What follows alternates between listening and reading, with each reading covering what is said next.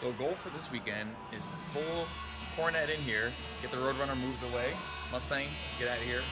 Gonna finally pull the engine out of this thing and repaint it, put some new stuff on the motor, get it looking good and driving a little bit better. So gonna get it in here, pull the hood off, get the radiator drained, do a few little things, and do the actual engine pull tomorrow. Pull the Roadrunner out. Car always just cranks right up. We'll make room for our friend, the Hefty Coronet.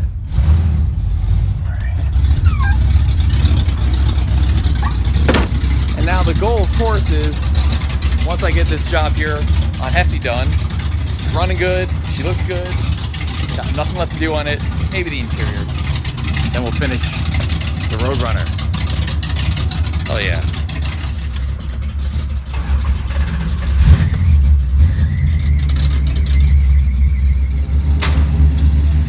Hefty has landed. Time to pull this motor out, make it look good. Hell yeah. Did I mention how much I love our freaking shop? Yep.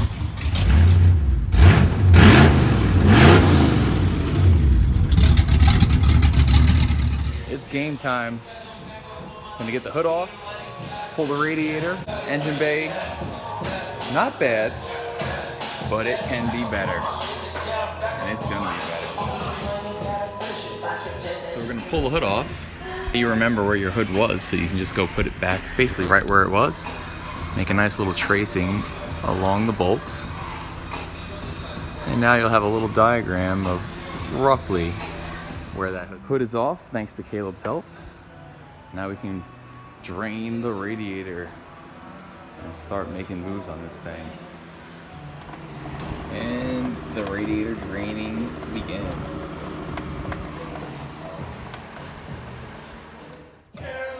Caroline! Radiator has bled itself. Clutch fan coming out. I like to get some new V-belts because this one is always squealing at startup. The beauty of working on classic cars, simple as this. To pull this engine out, drain the radiator. Once this is out of the way, it gives us room in the front to move the engine, disconnecting the coil, the carburetor, the throttle cable, oil pressure gauge line, pulling the headers off, moving them to the side, and power steering line. I mean, it's that simple. It's really, really simple. And just popped off the lower line, fully drained, top is popped off. Shouldn't be anything that comes out of there because we're above sea level. And just gotta disconnect my transmission cooler, and then we can get this thing out. Let's pull this radiator out.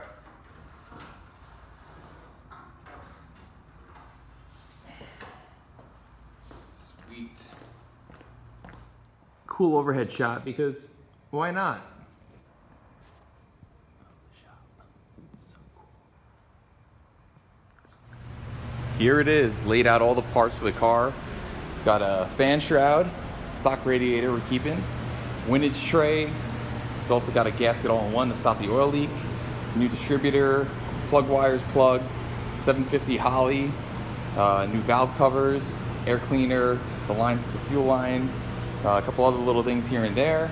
And I am excited to see all this stuff go on the car. So right now we're gonna disconnect all those things we talked about around the engine, get underneath, pop those bolts off the bell housing, pop off the motor mount bolts, and let's get this thing out of here. So as is expected, every job turns into a bigger job. I just wiped it up so you can't really see, but a lot of the leaking I was actually getting was not only from the oil pan, but from the transmission. Here on the 727, I'm either gonna replace the whole pan or at least I'm gonna get a new gasket for it while I'm under here and doing all this. Then over here, you can see on the oil pan how much it's been leaking. And it's just got oil everywhere. So that's gonna get handled. So we're gonna get the transmission cover removed here. Gonna have to get some more ATF +4 to refill it. These weren't on here all that tight, which is good to know at least. Maybe they weren't over torqued, but still I could see that there's some like gray Permatex in there, and this has already been gone through at some point, so I want to at least pop it off and see about replacing it.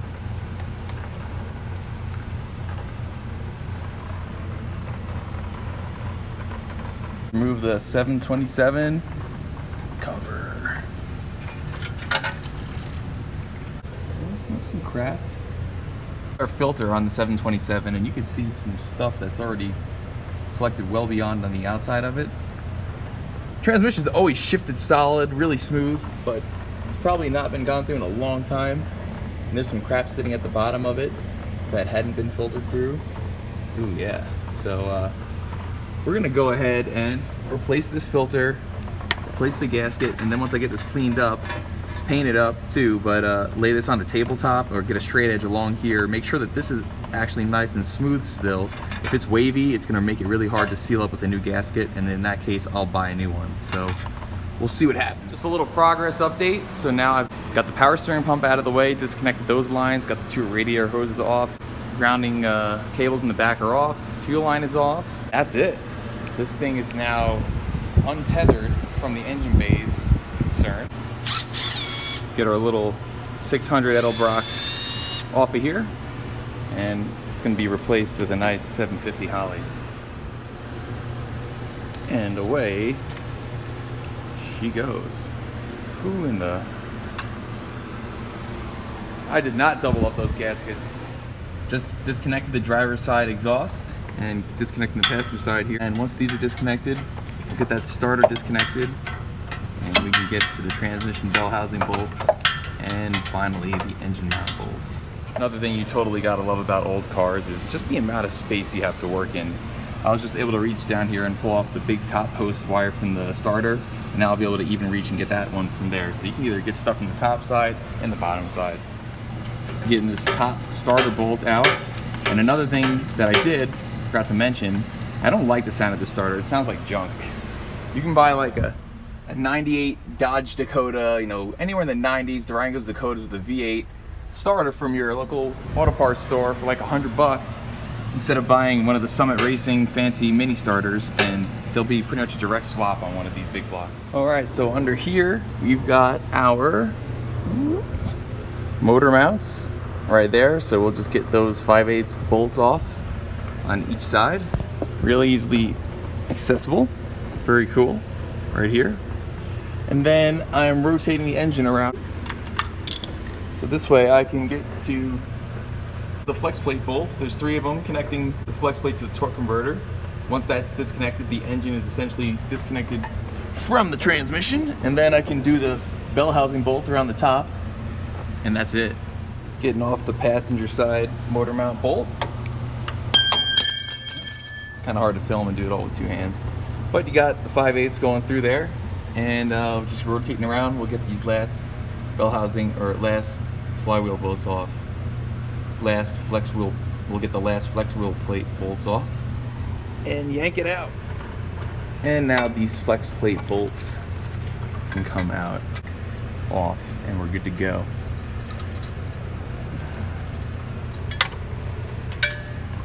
All right, that's that for that. One, get this last plug off.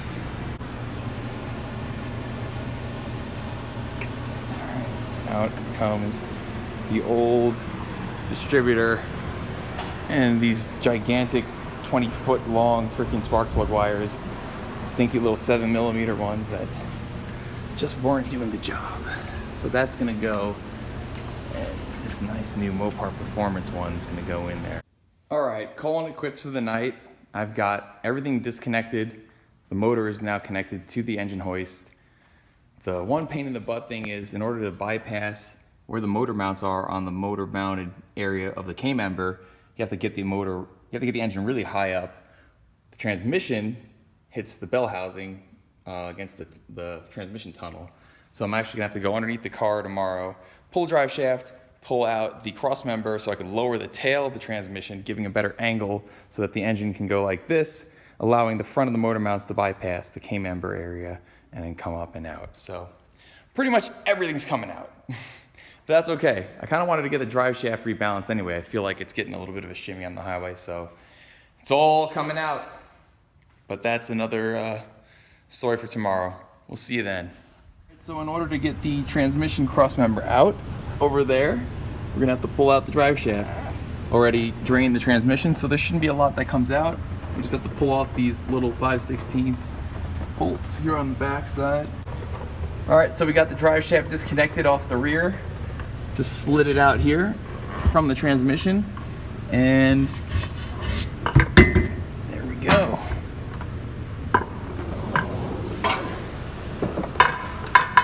One drive shaft out. Now these ones always come from the factory with this interesting large rounded portion on the front. It looks like, it's hard to tell just looking down it. It doesn't seem like it's got any major dents on it, but I do get a little bit of drive line shimmy going down the road. So I'm just gonna take this to a shop and have it checked out to make sure it's true. Just getting this cross member unbolted, and then we will lower down the tail of the transmission. All right, the transmission cross member has been released, and we are lowering down the back here of the transmission to give us a little bit of extra room and angle to get the engine out. I made a fatal mistake. I thought for some reason, don't ask me why, there were 3 bolts connecting the flex plate to the torque converter. There were 4. So I tried to remove the engine coming forward and actually bent out one of the flanges on the flex plate. You can't really see it, but I don't know if it's gonna be bent back to shape now or if it's gonna throw things out of balance. So I might have to buy a new one and order some more parts. But nonetheless, the motor is now ready to come out. I just had to pop off that header, and should be able to now shift it left and get it up and out of here. So yeah, we're coming out. Let's get this motor out.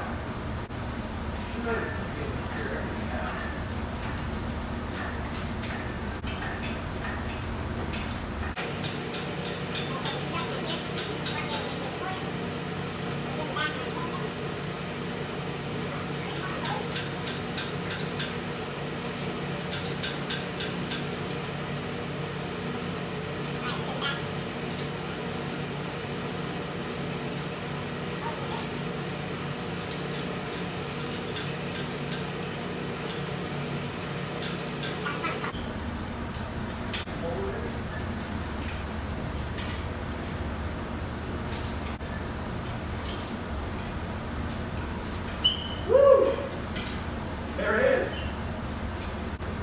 Yeah. 383. Out. Sorry. She is out. Now let's just make sure. Let's see how bad I damaged this flex plate. Yeah. That got tweaked pretty good. I'm gonna see if I can bend it back straight, but if it's not perfect, I don't want to cause any driveline distortion. I might have to order a new one. But she is out. She is greasy. Time to get this thing cleaned up. Here's what remains of the engine bay. Transmission, probably gonna just pull. Here it is. Out and looking stout. Hell yeah. And just popping off this flex plate because, like I said, unfortunately I bent this ear and it's pretty close. But there is just the slightest bit of distortion in there, and you know, if you get like a fan, like one of these things, and you bend one of the blades on it and it starts to get that shimmy, I don't want to have any sort of mechanical imbalance. So unfortunately, gotta call Summit again. Since we pretty much took everything out, may as well. Transmission's out too. Maybe I'll get a new bushing here for the cross member. Take this thing, degrease it, make it look a little pretty. And yeah, just gonna get the motor here on the motor mount. Now I got that flex plate off, we'll be good. So I've got the back of the engine stand mounted to the block. Time to release it and make this one. It's always so scary watching an engine settle on an engine stand. Like, there's so much weight on this thing, and it looks like it's just gonna snap. There it is. Time to take some things off and degrease.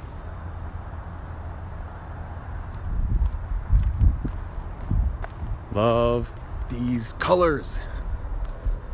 That's so cool.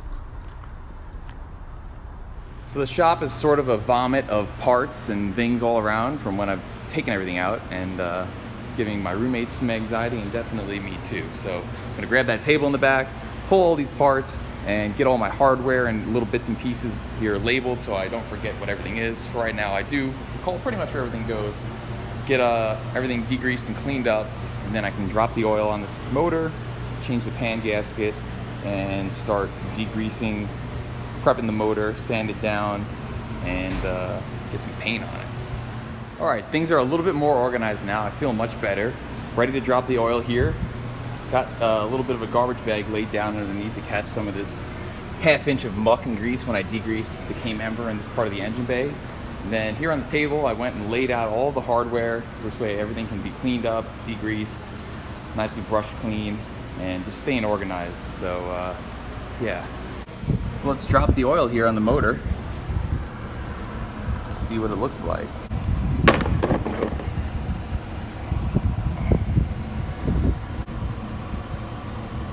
Not bad.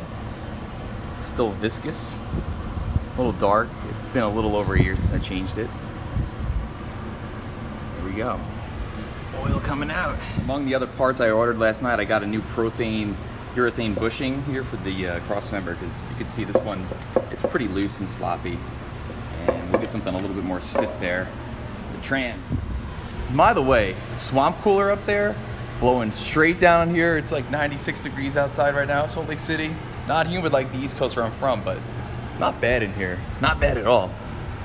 Love a great shop like this. Anyway, taking off the oil pan. Time to get these bolts out and drop this thing. See what it looks like inside. Let's drop this oil pan. See what's going on inside. There we go.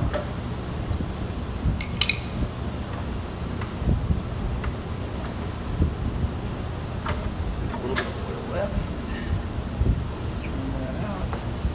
Oh shit. Ugh. Damn it. Clean up on aisle 2. But it doesn't look bad down there. I'm not seeing a whole bunch of metal flake or anything. So we dropped the pan and literally dropped the oil too. And here we are looking underneath the motor inside. Looks like we got a double roller timing chain, which is good to see. Our crank. I can see some of the cam lobes up there. They look healthy.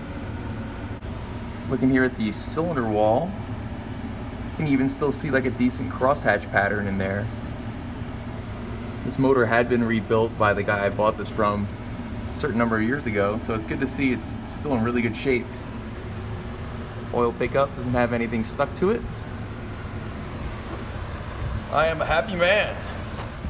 Oil pan's down, got the oil filter off, and I just took off the bolts here, took off this header as well, and I'm gonna pop this valve cover off.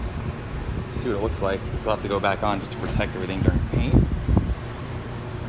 Nice and clean on the underside. I don't like how there's paint in here though. That's not good, because that could be cracking off and falling into the oil. Solid shaft valve train on these Mopars. Not feeling any dramatic play on any of them, which is good. Looks like they're all meeting up with the valves too. Sweet. Just popped out the spark plugs from the driver's side, and you can see overall it's been running pretty lean. So definitely going to be retuning the new carburetor that goes on it to richen up the mixture a little bit. Another fun little investigation thing, you can see the head bolts down here and how these two are pretty burnt and flaky. Definitely was a leak here on the gasket. You can see all the carbon buildup too around the bottom. So I'm going to check how true that header is fitting up against on the flange here to this head. Make sure that it mates up good, because it was definitely leaking there, and that's what burnt that paint. A real simple thing I did too is pulled each plug kind of cleaned up right in the pocket of where each plug went, because I'm going to leave the old ones in when I paint and there won't get any paint in there, but I just want to get any gunk out of the way. And also just test fitting the new plugs, comparing them to the old ones. This time I'm going with some Champions, the RJ12YCs. So yeah, matching those up. And also wanted to triple check that my windage tray actually was the proper size to fit this oil pan, and it looks like it is, so that's good too, because otherwise we'd need to buy something new. Always like to check through what I'm doing and be thorough, make sure that everything's going to go together right. Same story here on the passenger side. Lean, lean, and lean. So I'm gonna degrease the oil pan so this way I can get it back on the engine with the new gasket windage tray combination on there. Then I can pull the whole engine out here, degrease right in this spot, and then start masking stuff off and getting ready to paint. Spray a little gunk on everything. Love the sunsets here. All right, now that looks pretty good, grease-wise. Of course, I'm gonna sand this all down and get the old paint off, but it is now clean. And now I can put this back on the motor because that's got to go back on there with the new gasket, so this way it's already bolted up on there, ready to go, and everything else gets degreased, so this way no water gets in as I'm degreasing the rest of the block. Another thing I'm checking real quick with our fixture table, which I know is dead flat, how flat the oil pan is, and it's a little bit high right here. So I'm just going to hammer that down gently right along this flange and get it nice and flat. But everything else seems to be sitting pretty flush, so overall I'm happy. Didn't feel like spending the money on a new one when I could just repaint this one and reuse it, so why not? So the windage tray fits in here really good. Got that flange sit down pretty nice, but either way, the gasket on this thing is pretty thick, so we should be good to go. Right now I'm just taking Scotch-Brite pad here on my little angle grinder, cleaning up all the mating surfaces here. Then I'll get this back on the motor, clean up the mating surface on the motor side, and then I can actually go outside and degrease it. All right, the oil pan is degreased and I've cleaned up all the edges. Same thing under here, under the block. All the mating surfaces are now clean. I put a tiny bit of silicone RTV right here on the rear main seal and also on the front, just to give a little extra prevention, but these rubber gaskets here incorporated into this sweet windage tray are not designed to need silicone, so like that, and we will get this on this motor. And just to be triple safe, because I don't want to fill this thing totally with oil yet, I'm just hitting a little bit of oil around all these flanges from where I had gone through and hit this with degreaser and water, because I don't want this to rust up while it's sitting here waiting for a few days. So that's nice and lubricated. Got the windage tray gasket on there, and all right, there is the windage tray, and just test fit to make sure that the dipstick will go through. The freaking oil pickup bend was hitting in this section, so I had to slice it, which is a little bit frustrating. So I'm sure if the tube was a little bit over this way a little bit more, it might not hit, but it doesn't really give you a lot of clearance between the dipstick anyway, so that's kind of one flaw in this thing's design, and obviously it's not going to perform as it should have, but regardless, it'll still seal up and be better than it was. So let's get this oil pan on there. Very cool. It's up there, just got to get all the rest of the bolts on it, but now that'll give us a nice seal, hopefully. Never leak for us for a long time. Time to hit some primer on this thing. Last minute call. I like the aluminum intake looking aluminum, so we're gonna mask that off too and then paint it.